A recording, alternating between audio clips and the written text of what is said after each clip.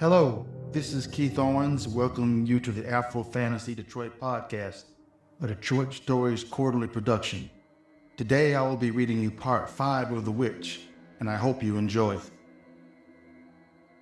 There was nothing about Donatella as a child that gave even a hint of whose child she was, or who she might become once she had left her painful childhood behind.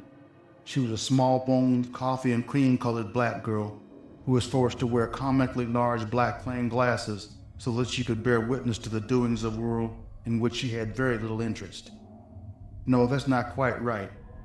Actually, Donatella was very interested in the world around her, just not the world that was immediately around her, because the sordid details of that particular world were the sort that placed her inside an off-balance picture frame containing a drunken mother and happy-go-lucky father whose moods traveled back and forth between the seasons at whim, sometimes within the confines of a single day or even hour, which meant that one minute Ellis James could be whistling a favorite tune as he stood in front of the stove in their tiny apartment baking his baby girl's favorite blueberry pancakes.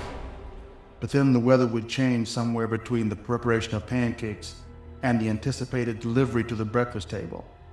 The clouds would gather as her father's abnormally deep voice, for someone so small in stature, because for goodness sake the man was barely just creeping above 5 foot tall and there were large dogs who weighed more than him, would gather thunder to match the lightning that sparked in his eyes as he threw the griddle with half-made pancakes through the kitchen into the wall of the living room, narrowly missing the head of Phantasma James, his wife, adorned with the ever-present pink and blue rollers in her hair, hanging at odd lengths and angles, making her look like a confused rag doll.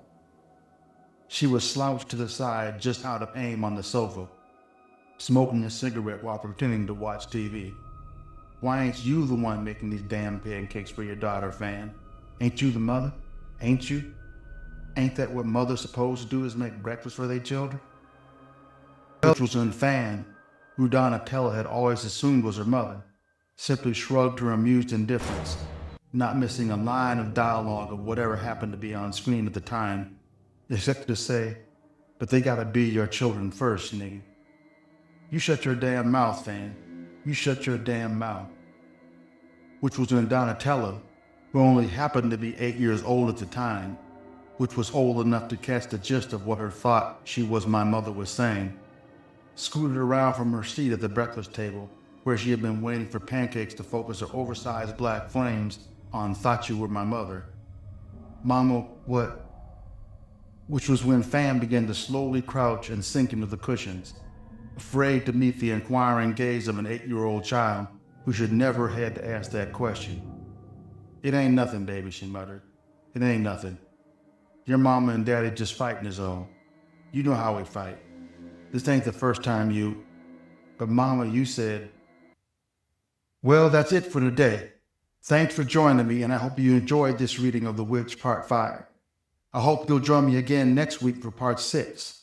Actually, it won't be next week, it'll be January 9th, because we're taking a break for the holidays, so we will be on the second Friday of January 2026, which is January 9th. But this is Keith Owens signing off, and remember, you can read the entire story of The Witch from beginning to end at my Substack, Afro Fantasy Detroit, which is a Detroit Stories quarterly production. Feel free to visit our Detroit Stories Quarterly website at DetroitStoriesQuarterly.com, where you can catch up on all of our Detroit Stories Quarterly magazine issues. See you next year, 2026, January 9th. Thanks for joining us, thanks for sticking with us, and appreciate your support.